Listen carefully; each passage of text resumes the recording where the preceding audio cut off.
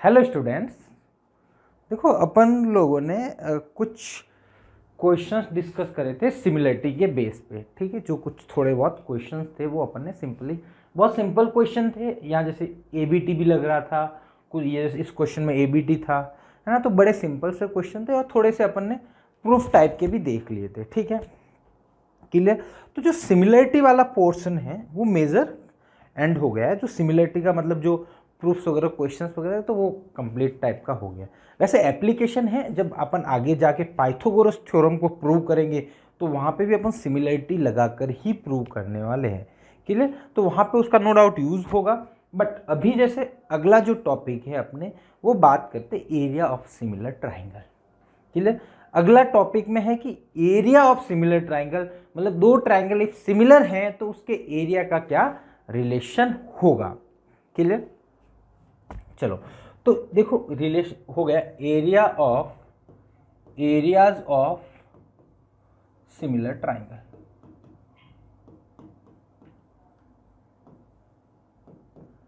ठीक है, similar triangles के एरियाज क्या होंगे, उनमें एरिया का क्या रिलेशन, मतलब एरिया का कुछ साइड से रिलेशन है या नहीं है। क्लियर, वो सब चीजें अपन देख लेंगे। क्लियर।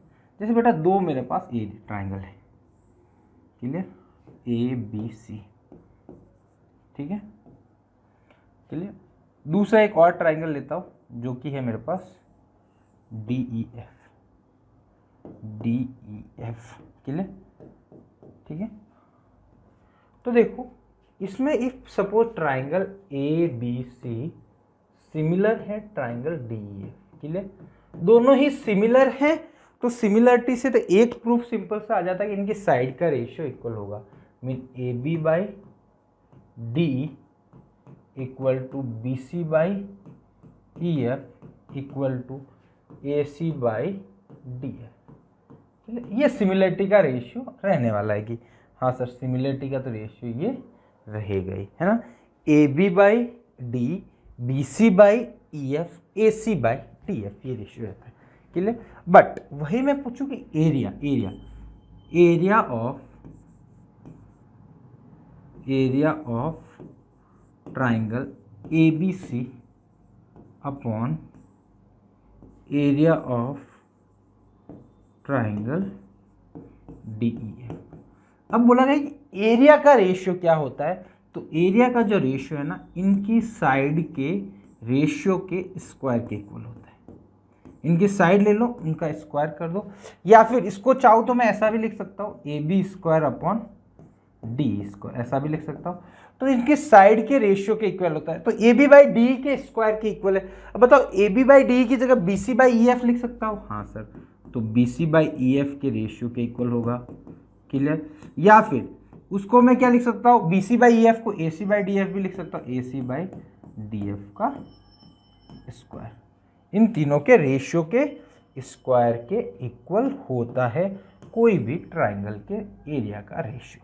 मीन आप सिंपल सा बोल सकते हो, इफ दो ट्राइंगल आपके सिमिलर हैं तो उनके जो एरियाज का रेशियो होगा वो उनकी साइड के स्क्वायर के रेशियो के इक्वल होगा, कॉरस्पॉन्डिंग साइड। ठीक है, यहाँ पे मैंने ए बी बाई डी ली, या B C by E F लो, या फिर A C by D F लो, उनकी साइड के रेशियो के स्क्वायर के इक्वल होता है।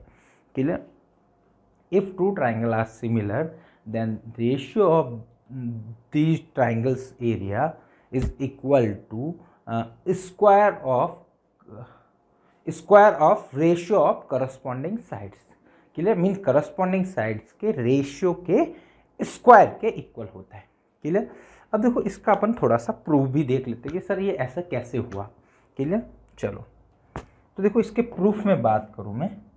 ठीक है, देखो प्रूफ, वैसे देखो प्रूफ कभी भी मतलब एग्जाम में पूछे भी जाते हैं। जैसे अभी तो अपने पास सब्जेक्टिव पेपर नहीं ऑब्जेक्टिव पेपर बन रहा है, बट फिर भी प्रूफ आना चाहिए। देखो प्रूफ आने से होता क्या है, एक चीज़ तो ये होती है कि जो आपके कॉन्सेप्ट है ना वो ज़्यादा स्ट्रांग बनते जाते हैं, कि मतलब आपको जो पुरानी चीज़ें की है उनमें क्या आपको आता था। ठीक है, मतलब जो कॉन्सेप्ट्स होते हैं ना वो बाहर, कभी कभी तो क्या होता है ना, अपन प्रूफ मतलब सिंपल उसकी बात करें, है ना, बिना प्रूफ के, तो ऑब्जेक्टिव तो अपन बिना प्रूफ के भी सॉल्व कर देते, इतने तो अपने होशियार यही है होशियार। चलो ये दो ट्रायंगल लिए अपने, क्लियर, ठीक है, जो भी ट्रायंगल है आपका ए बी सी डी है, क्लियर। अब देखो एरिया निकालने के लिए आपको पता है परपेंडिकुलर डालना बहुत जरूरी रहता है। परपेंडिकुलर आपको आना चाहिए, ठीक है। ये लिया मैंने एक परपेंडिकुलर यहाँ पे लिया, क्लियर। ये दोनों ही परपेंडिकुलर है, ठीक है। ये पॉइंट ले लेता हूँ, सपोज डी तो ऑलरेडी आ रखा है, इसको ले लेता हूँ पी, इसको ले लेता हूँ क्यू, क्लियर। ये दोनों ही परपेंडिकुलर है, ठीक है। मैंने परपेंडिकुलर, अब देखो जब मैंने सिमिलरिटी के कुछ रिजल्ट्स बताए थे उसमें मैंने बताया था कि उनके करस्पॉन्डिंग साइड का रेशियो उनके एल्टीट्यूड के रेशियो के भी इक्वल होता है, करस्पॉन्डिंग मीडियंस के रेशियो के भी इक्वल होता है, और एंगल बाइसेक्टर के भी रेशियो के इक्वल होता है। तो उसी को मैं यहाँ पे यूज कर रहा हूँ। तो देखो अपने को पता है, we know that triangle ABC is similar to triangle DEF, ये दोनों तो आपको गिवन है ना, दोनों ट्राइंगल सिमिलर है, तो इनके साइड के रेशियो तो इक्वल होते ही है बेटा। AB by D equal to BC by EF equal to AC by DF, clear. ये तीनों रेशियो इक्वल होते हैं, ठीक है। ये तीनों ही रेशियो एक दूसरे के इक्वल होते हैं। देन इनका जो रेशियो है ना वो उनके करस्पॉन्डिंग एल्टीट्यूड, मीडियन और एंगल बाइसेक्टर के रेशियो के इक्वल होता है। सपोज मैं ए से एल्टीट्यूड ड्रॉ करा तो मेरा AP आया, तो इधर करस्पॉन्डिंग इसके क्या हुआ AQ, इसके भी इक्वल होगा। ये बात अपने को समझ में आनी चाहिए। ये मैंने देखो यहाँ पे बताई थी आपको, थोड़ा सा मैं अपन पास्ट में लेके जाते हैं। तो ये कहाँ था रे, ये था क्या एल्टीट्यूड, ये रहा, ये देखो, if two triangle are equiangular, equiangular मतलब सिमिलर हैं, तो then the ratio of the corresponding side is same as the ratio of the corresponding altitudes, clear. तो ये वही कॉन्सेप्ट था, उसी को अपन ने यहाँ पे यूज करा है। तो देखो AB by D equal to AP by DQ आया था, यहाँ पे भी अनफॉर्चुनेटली PQ था, वहाँ पे भी PQ था अपना, यहाँ F है क्या, F लिख लेते हैं, क्लियर। तो वही सेम ही चीज़ है। चलो अब ये इसको प्रूव करना है, ठीक है। तो मैं पहले क्या करता हूँ, दोनों के एरिया निकालता हूँ। एरिया ऑफ ट्राइंगल ABC, मैं ऐसा पूरा नहीं लिखता हूँ, एरिया ऑफ ट्राइंगल ABC लिख लेता, ठीक है। शॉर्ट में लिखा है हाफ ऑफ, बेस कितना है बेटा BC और हाइट कितनी है AQ, ठीक है। Similarly area of triangle DEF, ठीक है, वो कितना आएगा हाफ इंटू बेस कितना है इसका EF इंटू हाइट कितनी इसकी DQ, ठीक है। ये दोनों ही एरिया का रेशियो सेम हो गया, सॉरी एरिया निकाल दिया अपन दोनों का, ठीक है, कॉरस्पॉन्डिंग। अब अपने को तो बेटा अपन रेशियो का रिजल्ट की बात क्या करी थी, रेशियो की। तो मेरे को बताओ area of triangle ABC upon area of triangle DEF, ये दोनों निकालना था, ठीक है। तो देखो हाफ से हाफ तो उड़ गया, ठीक है। ये बनेगा BC by EF AQ by DQ, तो BC बाई, ओए रुक जा रे बाबा, क्या हो रहा है, सही था, ठीक है। इधर क्या बनेगा BC बाई EF, 1/2 1 कट जाएगा, तो मैं उसको मैंने नहीं लिखा, AQ बाई DQ। इनको एक दूसरे के नीचे लिखने का भी रीज़न है, वो भी अभी देख लेंगे। अब देखो AQ बाई जो DQ है आपका, ये AQ बाई DQ, ये देखो सॉरी AQ था या AP था, सॉरी यहाँ पे AP था यार। ये ध्यान रखना है ना थोड़ा सा, कभी कभी मैं क्या कि फ्लो में मिस्टेक कर देते हैं, बट वो है कि कभी कभी मिस्टेक्स तो आपकी मोस्टली है कि ऐसे प्रूफ्स वगैरह में तो पकड़ में आ ही जाती है कहीं गलती करते हो, क्लियर। तो यहाँ पे आपका AP लिख लो,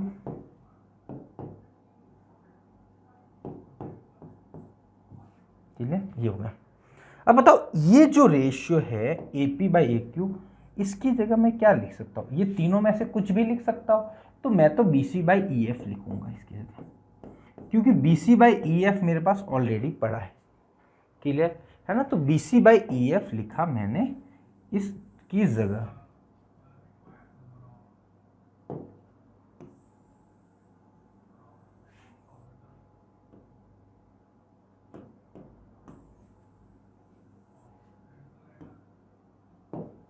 क्लियर, तो यहां पे मैं B C by E F लिखूंगा। क्लियर, अब जैसे ही B C by E F लिखा तो आपका आ जाएगा area of triangle A B C upon area of triangle D E F will be equal to B C by E F का स्क्वायर। ये आपका बना दे बाबा आंसर। क्लियर, तो ये बड़ा आसान से अपन ने सॉल्व कर दिया। यहाँ पे क्या लिखा, बी सी बाई एफ। अब बी सी बाई एफ को क्या लिख सकते हो आप, A B by D A लिख सकते हो, A C by D F लिख सकते हो, A P by A Q कुछ भी लिख सकते हो। क्लियर, तो ये क्या बोला है कि दो ट्राइंगल का एरिया का रेशियो उनके करस्पॉन्डिंग साइड्स के रेशियो के स्क्वायर के इक्वल होता है। ये अपने प्रूव कर दिया। अब मैंने क्या बोला यहाँ पे कि करस्पॉन्डिंग साइड के रेशियो के स्क्वायर के इक्वल होता है। अब देखो अपन ने जो पुराने प्रूव करे थे ना, उसमें देखो करस्पॉन्डिंग साइड का रेशियो करस्पॉन्डिंग एल्टीट्यूड के इक्वल भी है।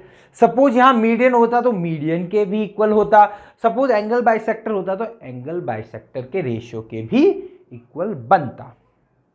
क्लियर, ये मतलब कहने का मतलब इसका मेन रिजल्ट तो ये है कि दो ट्राइंगल का एरिया का ratio, the ratio of two similar triangles area is equal to the ratio of the corresponding sides, square of the ratio of corresponding sides के लिए।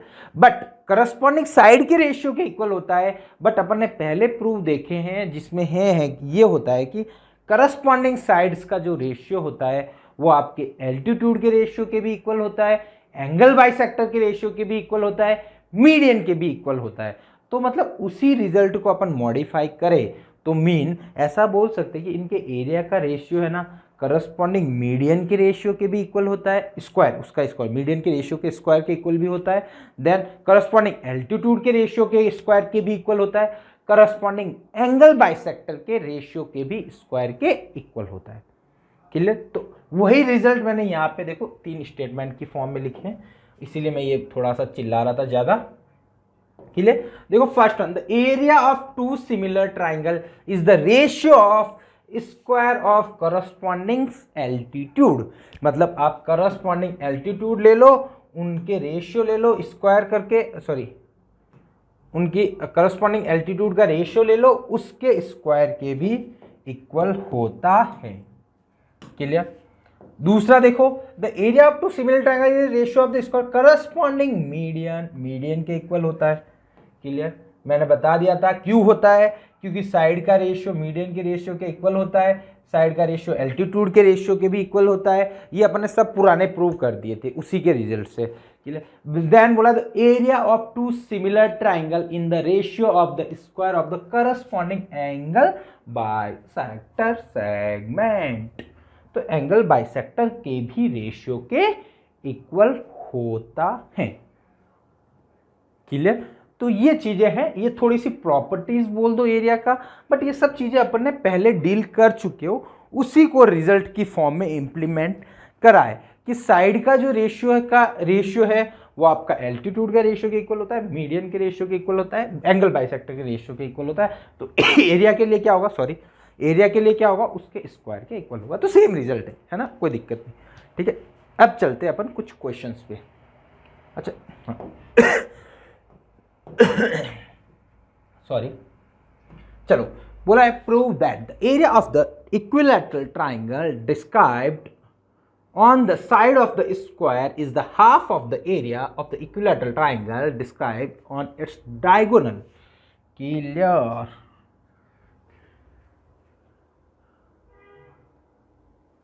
Sides of the square is the half of the area of the equilateral triangle described on its diagonal. Clear.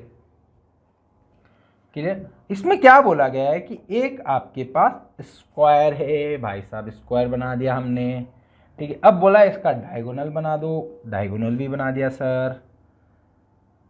अब इसने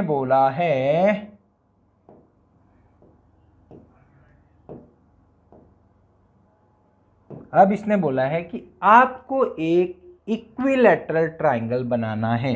तो मैंने suppose एक तो बनाना है इसके डायगोनल पे, तो मैंने डायगोनल पे बना दिया, ठीक है। और एक इक्विलैटरल ट्राइंगल बनाना है इसकी साइड पे, तो मैं कोई भी साइड पे बना लेता हूँ, इधर भी बना सकता हूँ, तो मैं थोड़ा सा इधर अलग साइड से बना लेता हूँ, तो थोड़ी सी दिक्कत अपने को नहीं होगी, क्लियर। चलो तो अब देखते हैं अपन आगे इसको सॉल्व करते हैं क्या होगा, ठीक है। सपोज मैं इसका A B C and then D लिया, क्लियर। अब देखो ये दोनों ही इक्विलैटरल ट्राइंगल है ना, ये P ले लेता हूँ, ये Q ले लेता हूँ, ठीक है। तो ये एंगल कितना है बेटा 60 है, इक्विलैटरल ट्राइंगल है, ठीक है। ये कितना है 60 है, ये कितना है 60 डिग्री है।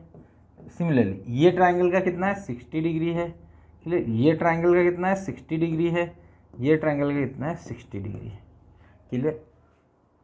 अब बोला है कि इन ट्राइंगल, क्या बोला है कि इस बड़े वाले ट्राइंगल, मतलब ये सॉरी बड़ा वाला नहीं बोलूंगा, इस डायगोनल पे जो ट्राइंगल बना है वो और इसका ट्राइंगल का एरिया दोनों का रेशियो 2 है, या फिर ऐसा बोल सकते हो इसका जो एरिया होगा इसका हाफ होगा, क्लियर। ये अपने को प्रूव करना है, ठीक है। चलो तो देखो इसको कैसे प्रूव करते हैं, अपन ट्राई करते हैं। देखो ये इसकी साइड में x मान लेता हूँ या फिर a मान लो, इसकी साइड क्या मान ली, स्क्वायर की साइड a, ये भी a होगी, ये भी a होगी, ये भी a होगी, ये भी a होगी, चारों ही साइड इसकी a होगी, क्लियर, ठीक है। अब बताओ जब स्क्वायर है इसका तो ये चारों साइड a है रे, तो ये डायगोनल क्या बनेगा रे बाबा, तो a तो ये बनेगा √2a। कैसे आया रे, सपने में नहीं आया, पाइथागोरस थ्योरम से आया रे, है ना, ठीक है। a और a तो ये 90 डिग्री है, तो पाइथागोरस थ्योरम निकालो, ये आंसर निकाल दो √2a, तो ये बेटा है आपका √2a, clear.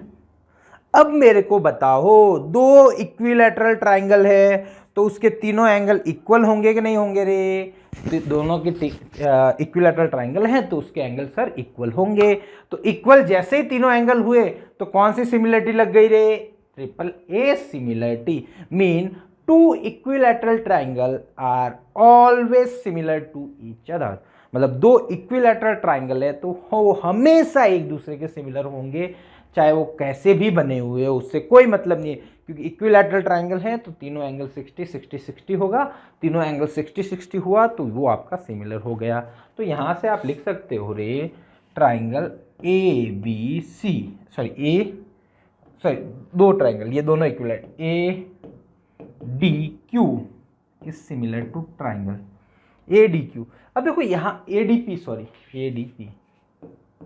Similar to triangle. अब देखो यहाँ पे आप कोई भी किधर भी ले लो क्योंकि कोई रेफरेंस नहीं है, इक्विलैटरल ट्राइंगल में APD लिया, यहाँ पे ACQ ले लो, कोई भी ले लो वो सेम ही रहने वाला है, ठीक है। आप जैसे भी चाहोगे वैसे, ठीक है। तो सपोज मैंने इसको लिया ट्राइंगल AQC ले लो, कुछ भी ले लो, कोई दिक्कत नहीं है। अब देखो ये जो √2 है ना, तो ये भी साइड √2a होगी, ये भी साइड √2a होगी, क्यों, इक्विलैटरल ट्राइंगल। सिमिलरली ये है तो ये भी a होगी, ये भी a होगी, ठीक है, तीनों ही साइड इक्वल होगी। अब बताओ मेरे को दोनों का एरिया निकालना है, तो triangle ADP upon area of triangle ADP upon area of triangle AQC, वो कितना होगा। तो देखो ADP अपॉन AQC निकालना है, तो आप क्या करो, कोई भी करस्पॉन्डिंग साइड्स का रेशियो इक्वल कर दो। सपोज यहाँ पे AD लूंगा तो यहाँ AQ आएगा, ठीक है, तो मैं लिया AD बाई AQ का स्क्वायर। आप कोई भी साइड का रेशियो ले लो, ठीक है, तो मैं करस्पॉन्डिंग लेता हूँ, यहाँ AD लिया तो इधर कौन ले लेता हूँ AQ, तो AD अपॉन AQ का स्क्वायर, तो इनके स्क्वायर के इक्वल होगा। तो बताओ AD कितना है रे बाबा, AD आपका है AD है आपका A, ये कितना है रे AQ है आपका √2a, उसका स्क्वायर करोगे तो A से A उड़ा गया रे, तो इन दोनों का जो एरिया होगा area of triangle ADP equal to क्या होगा, देखो ये 1/√2, 1/√2 का स्क्वायर √2 का स्क्वायर 2 हो जाएगा, तो 1/2 into area of triangle AQC। तो यही तो करना था रे, क्या करना था, दोनों के एरिया का रेशियो निकालना था, या फिर बोल सकते हो जो ए साइड वाला ट्राइंगल है, मतलब जो साइड पे बन रहा है वो जो डायगोनल पे बन रहा है उसका क्या होगा, हाफ होगा, तो निकाल दिया, वही करा अपन ने। ठीक है, डायगोनल पर कौन सा बन रहा है AQC और साइड पे कौन सा बन रहा है ADP, तो दोनों का एरिया का निकाल दिया आराम से रिलेशन के लिए। तो बड़ा आसान है, थोड़ा सा टाइम लगा अपने को सॉल्व, कि जब समझाते हो थोड़ा सा टाइम लगता, बाकी इतना ज़्यादा टफ नहीं था।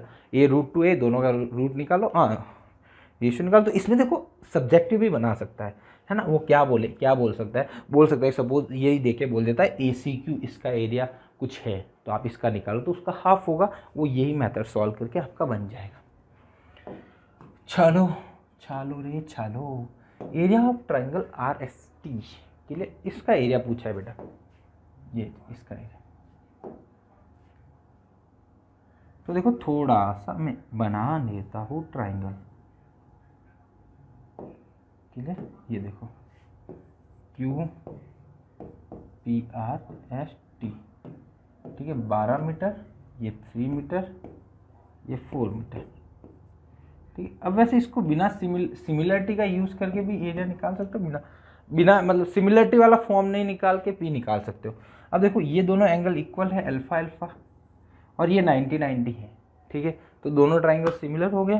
तो ट्राइंगल सिमिलर हो गए, ट्राइंगल ए नहीं है ना, triangle PQR is similar to triangle PQR, तो TSR दोनों ही सिमिलर हो गए।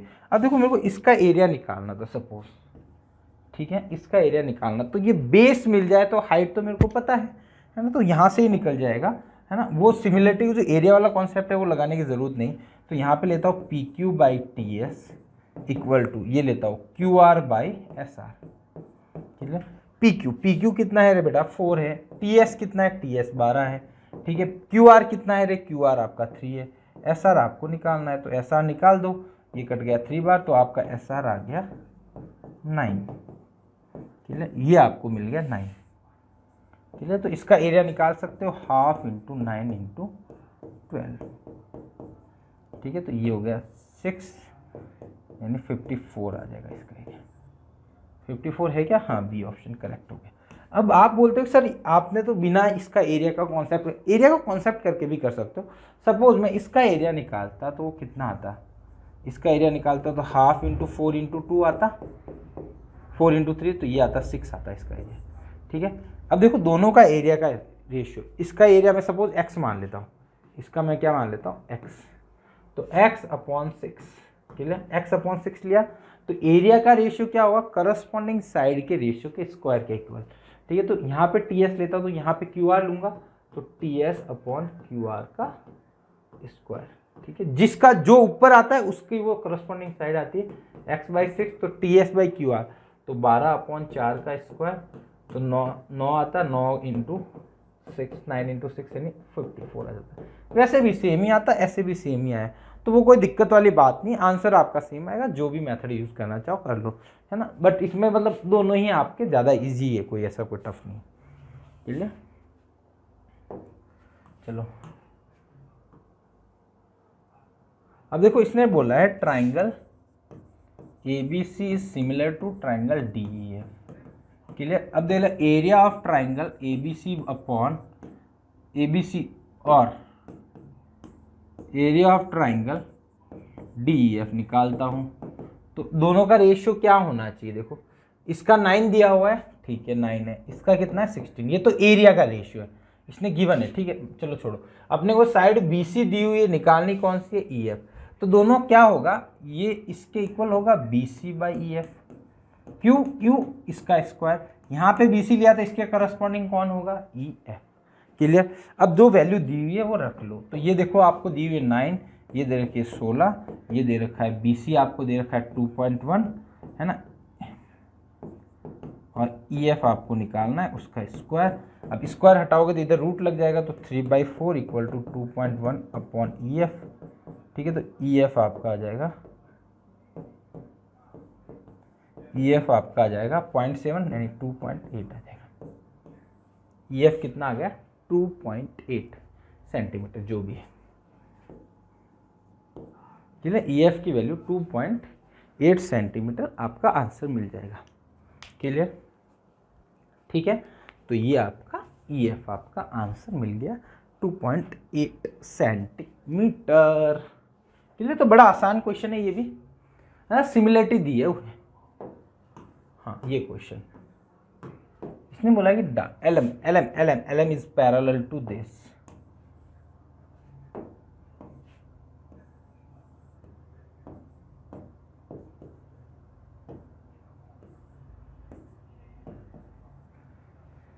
AL आपको 1 सेंटीमीटर दी हुई है, LB ये आपको दे रखी 3 सेंटीमीटर, MC आपको दे रखी 4.5, BC आपको दे रखी 8 centimetre. Find the length of LM, ठीक है। LM पूछी है, ठीक है, कोई दिक्कत नहीं, ये दोनों पैरेलल है। क्लियर, देन पूछा है आपको एरिया का रेशियो। क्लियर, देखो आपको ये बात तो समझ में आती है, ये तो अपन ने देखा है ALM triangle AALM is similar to triangle ABC। Sorry, ठीक है, हाँ कोई गड़बड़ नहीं, दोनों छोटा वाला और बड़ा वाला ट्राइंगल एक दूसरे के सिमिलर होगा। क्लियर, ठीक है। तो मेरे को बताओ इनका जो एरिया का रेशियो होगा, area of triangle ALM upon area of triangle, अच्छा एरिया ऑफ ट्राइंगल ABC, इनका रेशियो क्या होगा, इनकी करस्पॉन्डिंग साइड का रेशियो के इक्वल होगा। क्लियर, अब देखो साइड की, इसकी साइड कौन कौन सी करस्पॉन्डिंग साइड नोन है, यहाँ पे AL पता है, यहाँ पे AB पता है, तो मैं लिख लेता हूँ AL बाई AB के स्क्वायर के इक्वल होगा। तो देखो AL कितना है 1, AB कितना है 4, इसका क्या कर दो स्क्वायर, ठीक है, इसके इक्वल होगी। अब देखो ALM का एरिया आपको दिया हुआ है 18, 18 और एरिया ऑफ ट्राइंगल ABC निकालना है। तो एरिया ऑफ ट्राइंगल ABC कितना आ जाएगा रे, यहाँ से आपका आ गया area of triangle ABC equal to कितना आ जाएगा 18 इंटू 16, ठीक है। तो ये मल्टीप्लाई कर दो, 18 6 जा कितना, 8 जा कितना होता है 128 होता है क्या, 128 होता है क्या, चलो यार ऐसे ही कर लेता हूँ, पता नहीं 8 4 10 108 होता है, चलो 108 तो ये होता है, ठीक है 108 ही होना चाहिए था, इंटू 81 घर बना लिया ये 288। तो इतना एरिया आपको मिल गया, ठीक है। इसका 18 और 16 मल्टीप्लाई देख लेना आप, कुछ गड़बड़ हो तो चेक कर लेना। क्लियर, तो ये आपको एरिया मिल गया। अब आपको क्या पूछा है, एक और बात पूछी थी कि BC LM की साइड बताओ। अब देखो दोनों ट्राइंगल सिमिलर है आपको ये पता है, दोनों ही ट्राइंगल क्या है सिमिलर। क्लियर, LM की लेंथ पूछी थी, दोनों ट्राइंगल सिमिलर है, तो आप ये लिख सकते हो ना AL by AB equal to LM by BC। Clear, तो AL कितनी है आपके 1, AB कितनी है 4, LM कितनी है निकालनी है, BC कितनी है 8, तो x इक्वल टू कितना है 2, मतलब ये आपकी 2 आ गए। क्लियर, तो कैसे भी आप आराम से इजीली आंसर इसका निकाल सकते हो। आपको एरिया पूछा तो एरिया निकाल दो, है ना, और करस्पॉन्डिंग साइड्स के रेशियो पूछे तो साइड के रेशियो भी निकाल सकते हो।